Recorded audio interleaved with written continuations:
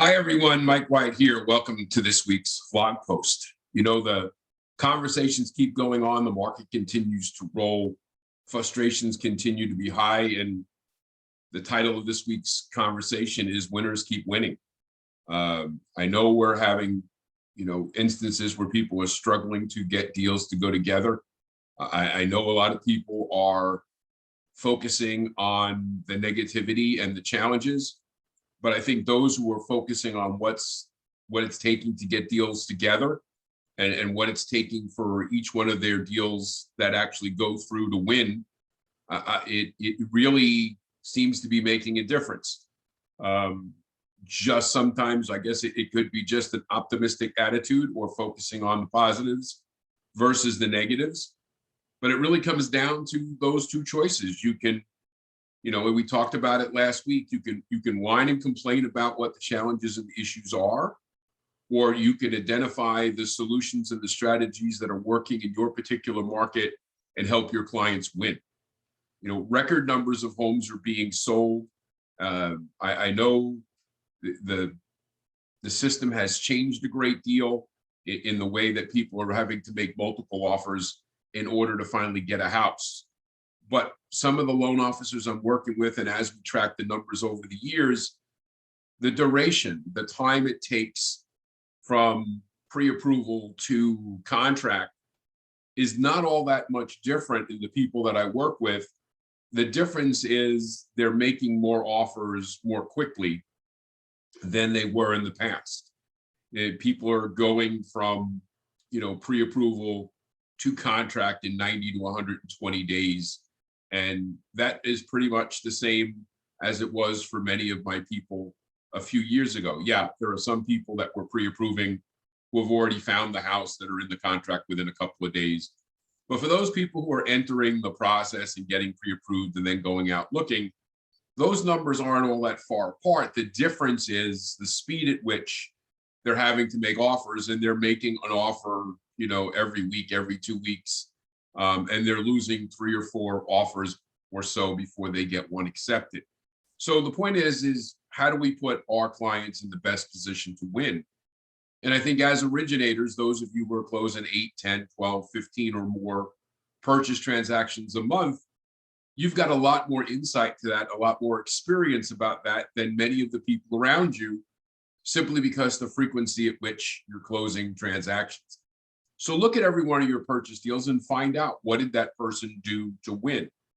And I think a few things that we have to keep in mind is making sure that we do a couple of things. And I just quickly wrote down 5 things that I'm having my clients do that we're discussing that seems to be helping across the board. And the first one is get your client in the best possible position to buy. Make sure that they're not static. In other words, get them fully pre-approved, get everything done. And then as they're looking and making their offer, work them up the food chain of, progress. In other words, number 2, give your buyer an improvement plan. If you've got an FHA buyer that needs a seller's concession and what have you, while they're looking and making offers, have them do the things necessary to start accumulating more funds. The more funds they can accumulate. And again, if you've got an FHA borrower who has a few children, they're getting about $300 a month for each child. So it could be $600 or $900 or more a month from federal stimulus. Well, if that money was going into the bank and they were saving that money every time that they go, and again, if it's a $150,000 or $200,000 house, every month that goes by, they're 1% closer of moving out of that seller's concession. If they don't need a seller's concession, then they're 1% closer to moving out of FHA into conforming, or they're moving toward a spot where they can take that money and pay down debt to improve their credit score or improve the amount of money that they can borrow so that they can make a higher offer on a property. It is important that you understand these strategies because there's something that client can be doing to improve. Number 3, it's setting the stage of expectations about the specific market. You guys know that each individual market, each individual community has its own personality. Some markets may be hotter than others, some may be stronger than others, some different things are carrying the day in that market. And from your own personal experience, it's not always about the money. It may be about the speed at which you can close. So number 4 just brings us down is to make sure that you're using all the tools.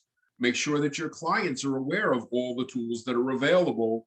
Make sure that your referral partners understand so that they can make the best offer possible. It's not just about money.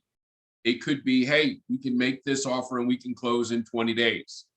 Well, that may be enough. That may be better than somebody who's offering more money, but may take 30 to 45 days.